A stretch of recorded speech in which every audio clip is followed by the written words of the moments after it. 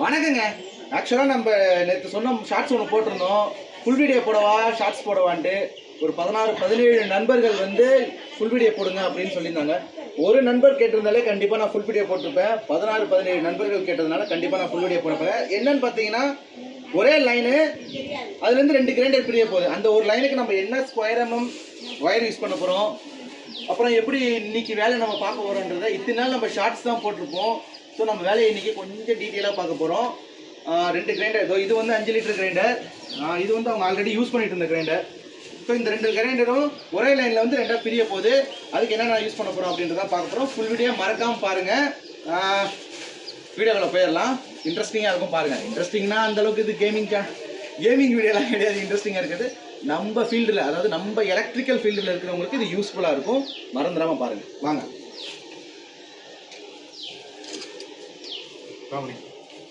Line வந்து already அந்த பழைய கிரைண்டருக்கு எப்படி எடுத்துருக்காங்கன்னா, உள்ள வந்து இங்க சுவிட்ச் போர்டு பார்த்தீங்கன்னா, இந்த சுவிட்ச் போர்டுலேருந்து லைன் வந்து லூப் மூலயமா அந்தாண்டு எடுத்துருக்காங்க. ஆக்சுவலாக அவங்க என்ன ஒயர் யூஸ் பண்ணியிருக்காங்கன்னு தெரியல. நம்ம ஓப்பன் பண்ணி பார்த்துருவோம்.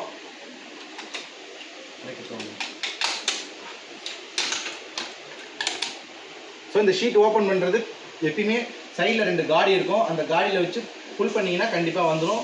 மெதுவாக எடுக்கணும், இல்லைன்னா ஷீட் வந்து உடச்சிக்கும். இந்த ஷீட் ரொம்ப இதாக இருக்கும்.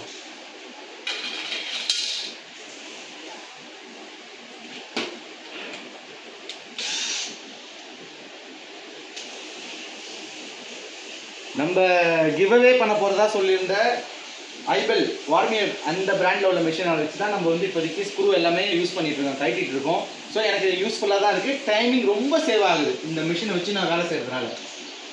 கண்டிப்பாக கிவ்அவே உண்டுங்க. நம்ம வீடியோவில் போய் பாருங்கள். இன்னொரு இன்னைக்கு டேட் நான் இன்னொரு 15 டேஸ்க்குள்ளே வர கமெண்ட் எல்லாம் கலெக்ட் பண்ணி அது ரேண்டமாக ஒரு ஆளுக்கு கண்டிப்பாக உண்டு.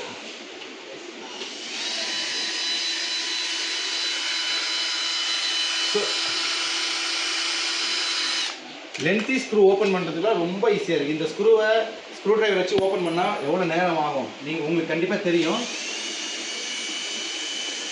அதுவும் நம்ம ஃபீல்டில் இருக்கிறவங்களுக்கு கண்டிப்பாக தெரியும். ஸ்க்ரூ ஓப்பன் பண்ணுறது, லென்த்தி ஸ்க்ரூ இருந்தால் அது எவ்வளோ கஷ்டமாக இருக்கும் அப்படின்றது.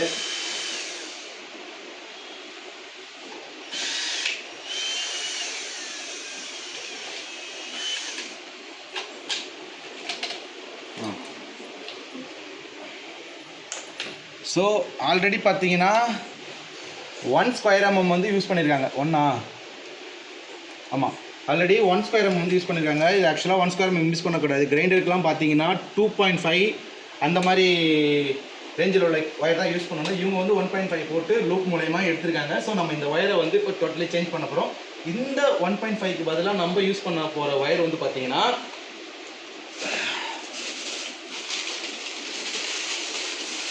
ஸோ சில பேர் சொல்லலாம் 2.5 யூஸ் பண்ணலாமே, அதே தாங்கும் அப்படின்ட்டு.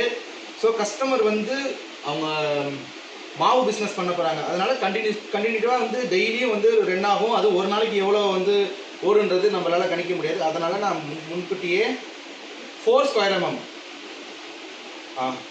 இந்த கேபிள் வந்து பார்த்தீங்கன்னா 4 ஸ்கொயர் எம்எம், இதோட சைஸ் வந்து பார்த்தீங்கன்னா 4 ஸ்கொயர் எம்எம். 2.5 யூஸ் பண்ணலாம் தான், ஆனால் 2 கிரைண்டர் ஒரே லைனில் வரதுனால 4 ஸ்கொயர் எம்எம் யூஸ் பண்ண போகிறோம். இப்போ எப்படி நம்ம பண்ணலாம் அப்படின்றத பார்த்துடலாம். முதல்ல அந்த வெளியில் போகிற அதுக்கான இன்கமிங் சப்ளைவை ரிமூவ் பண்ணி விட்டுருவோம்.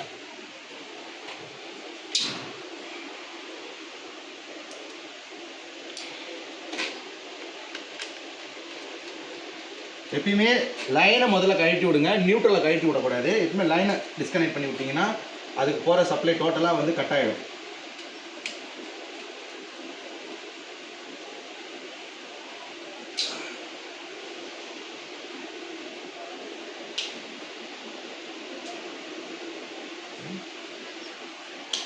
ஸோ இந்த 3 தான் அதுக்கு போகிற இன்கமிங் சப்ளை. இந்த 3க்கு பதிலாக 4 ஸ்கொயர் எம்எம் யூஸ் பண்ண போகிறோம். எர்த்துக்கு வந்து இதில் உள்ள 1 ஸ்கொயர் எம்எம் 1.5 இருந்து நம்ம யூஸ் பண்ணிக்க போகிறோம்.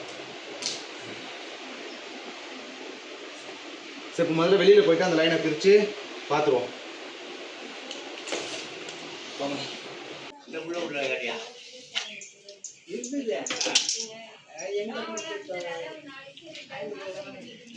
ஸோ வெளியில் வந்து 15 ஆம்ஸ் செட்டு அவங்க யூஸ் பண்ணியிருக்காங்க குந்தனில். நம்மளும் அதே மாதிரி 15 ஆம்ஸ் செட் தான் வாங்கியிருக்கோம். ஸோ நம்ம வாங்கினது என்ன பிராண்டுன்ட்டு நான் உங்களுக்கு காட்டுறேன்.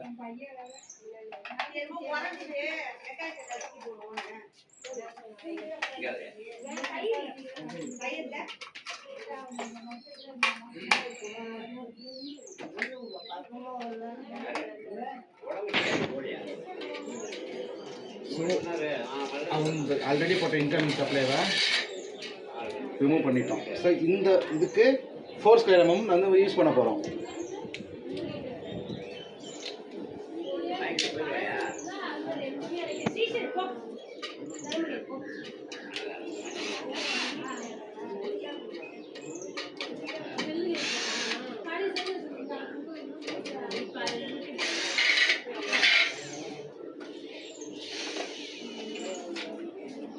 அவங்க அடித்த ப்ளக்கட்டே சரியில்லை பாரு, அது லூஸ் ஆகி வருது பாக்ஸ். நம்ம இப்போ இந்த கிரைண்டருக்கு வந்து ஃபைப்ரோஸில் 16 amps.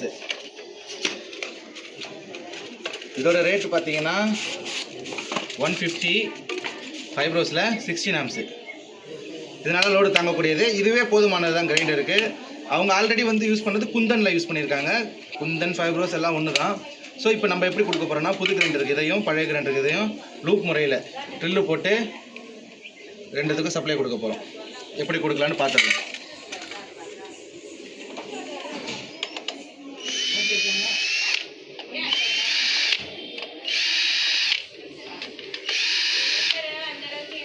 உண்மையாக மிஷின் இருக்கிறது வேகமாக வேலை நடக்குதுங்க.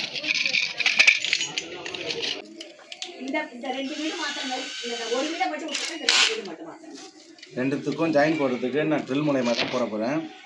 சைடில்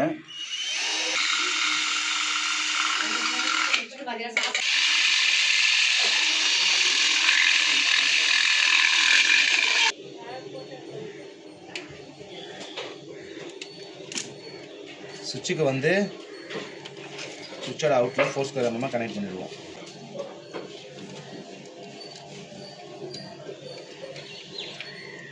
அதை எடுத்து அப்படியே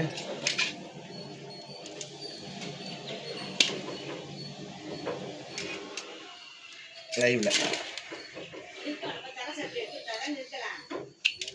இதில் அதை மடக்கி கொடுக்கணும். ஆல்ரெடி இதுவே வந்து ரொம்ப மொத்தமாக இருக்கிறதுனால நம்ம அப்படியே கொடுக்க போகிறோம்.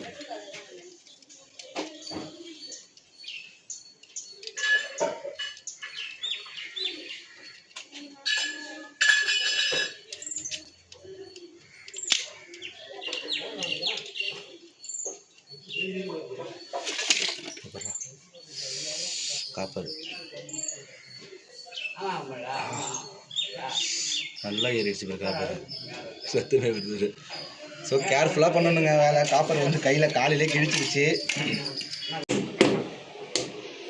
ஆக்சுவலாக நான் எப்பயுமே வந்து ஸ்க்ரூ, அதாவது பாக்ஸ் அடிக்கிறதுக்கு ஸ்க்ரூ என்ன சைஸ் நான் யூஸ் பண்ணோன்னா 1 இன்ச்சு தான் மோஸ்ட்லி. 3/4 இன்ச்சு போதுமானது. ஆனால் 1 இன்ச்சு நான் வந்து எப்பயுமே மோஸ்ட்லி பார்த்தீங்கன்னா 1 இன்ச்சு ஸ்க்ரூ தான் யூஸ் பண்ணுவேன். இதுக்கு பெருசாக யூஸ் பண்ணணும் அவசியமே கிடையாது. இதுவே வந்து நல்ல கிரிப்பானது தான். இப்போ வந்து நம்ம பாக்ஸை ஏற்றிப்போம். ஆல்ரெடி இருந்த பாக்ஸே தான்.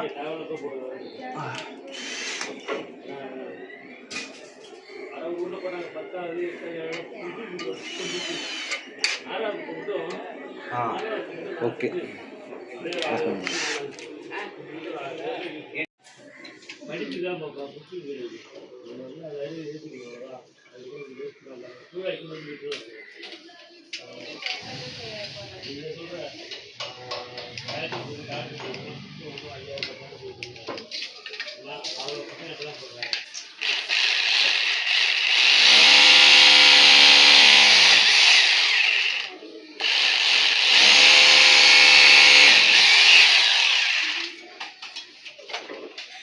ஸோ சின்ன பாக்ஸ்னால நான் 2 அடிச்சுக்கிட்டேன். 2மே போதுமானது தான்.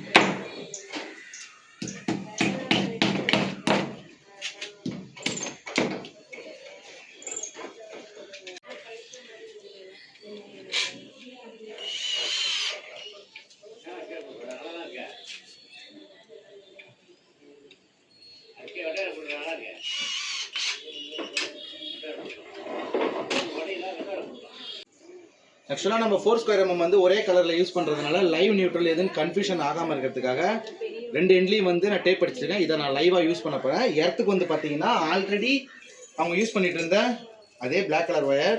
ஸோ அதை நான் வந்து எர்த்துக்கு யூஸ் பண்ணிக்க போகிறேன். இந்த பாருங்கள், இது 1 ஸ்கொயர் mmன்றதுனால எர்த்து வந்து பிரச்சனை கிடையாது. எர்த்துக்கு வந்து 1 ஸ்கொயர் mm அப்படின்னா 1.5 1 போதுமானது. 1 இல்லை 1.5 இது ரெண்டுத்தில் எது வேணால் யூஸ் பண்ணலாம் எர்த்துக்கு. ஸோ ஒரு லைவு, ஒரு எர்த்து, ஒரு நியூட்ரல், இது மூணுத்தையும் டேப் அடித்து அந்த பாக்ஸ் இந்த ஒரு பாருங்க ஹோல்ஸ், இந்த பாக்ஸ் இதுலேருந்து தான் லைன் வரப்போகுது. இதில் உள்ளே விட்டு இதுலேருந்து இந்தாண்ட ஜம்ப் பண்ண வேண்டியதான். இதுக்கு நடுவுலையுமே வந்து 4 ஸ்கொயர் mm தான் கொடுக்க போகிறோம்.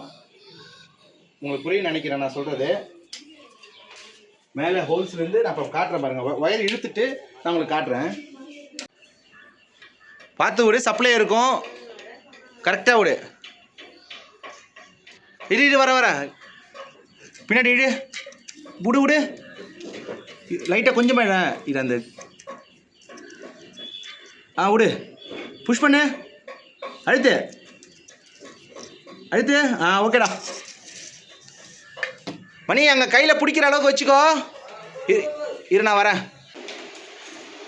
ஸோ வந்து உள்ள ஒயரிங் வந்து இழுத்து காட்டு மணி தனியாக. அதை அதுதான் வந்து அந்த கிரைண்டருக்கு போகிற இன்கமிங் சப்ளை. ஆக்சுவலாக வந்து லைன் கனெக்ட் பண்ணியாச்சு. எப்படி கொடுத்துருக்கேன்னு பார்த்தீங்கன்னா, அந்த ஐடென்டிஃபிக்காக டேப் அடிச்சிருக்க பார்த்தீங்களா, இது வந்து இன்கமிங்கில் கீழே கொடுத்துருக்கேன். இன்னொன்று வந்து நியூட்ரல், டேரெக்டாக நியூட்ரல் வந்து எங்கே கொடுத்துருக்கேன்னா, ஆல்ரெடி நியூட்ரல் ஒயரில் வந்து ஜாயின் பண்ணியிருக்கேன். எர்த்துமே வந்து எர்த்தில் ஜாயின் பண்ணியிருக்கேன். நான் வெளியில் போய் காட்டுறேன், உங்களுக்கு டீட்டெயிலாக புரியும். ஸோ நான் கனெக்ஷன் வந்து இப்படி தான் கொடுத்துருக்கேன். லைனை வந்து 2 லைனையும் வந்து லூப் பண்ணி இன்கமிங்கில் கொடுத்துருக்கேன். பின்னாடி லைட்டாக பண்ணி இன்கமிங்கில் கொடுத்துருக்கேன். அதோடைய ஒரு இதை எடுத்து வந்து அதே மாதிரி ஐடென்டிஃபைக்கு போட்டு இன்னொரு பக்கத்தில் இன்னொரு பாக்ஸில் பின்னாடி லைனில் கொடுத்துருக்கேன். இந்த பாருங்கள், நியூட்ரல் வந்து டைரெக்டாக சாக்கெட்லேயே கொடுத்துருக்கேன். நியூட்ரலை அதே மாதிரி அதே லூப் பண்ணி எடுத்துகிட்டு போய்ட்டு டைரெக்டாக சாக்கெட்டில் கொடுத்துருக்கேன். அவுட்டை வந்து அவுட்டில் கொடுத்துருக்கேன். அதே மாதிரி அவுட்டை வந்து அவுட்டில் கொடுத்துருக்கேன். எர்த்தை வந்து இதை கொடுத்துருக்காங்க. எர்த்து அப்படியே சின்ன வயர் எர்த்து வந்து மேலே கொடுத்துருக்கேன். ஸோ இப்போ நம்ம சப்ளை வருதான்னு செக் பண்ணுவோம். கீழே வந்து இன்கமிங் சப்ளை வருது. சுவிட்ச் ஆன் பண்ணால் மேலேயும் வரும். சேம் தான், இந்தாண்டி அதே தான். கீழே வந்து இன்கமிங் சப்ளை கொடுத்துருக்கேன். சுவிட்ச் ஆன் பண்ணால் மேலே. ஸோ இப்போ கனெக்ஷன் பண்ணிடலாம் ஃபுல்லாக.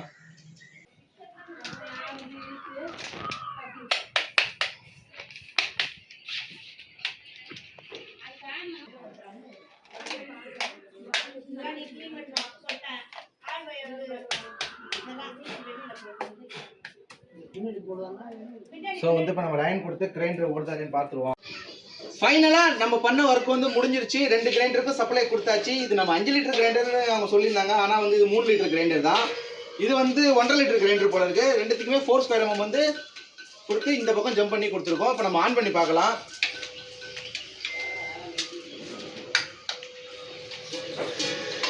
இது பழைய கிரைண்டரு, புது கிரைண்டருக்கு இந்த பக்கத்தில் கொடுத்துருக்கேன். ரெண்டுமே வந்து பக்காவாக சுற்றுது.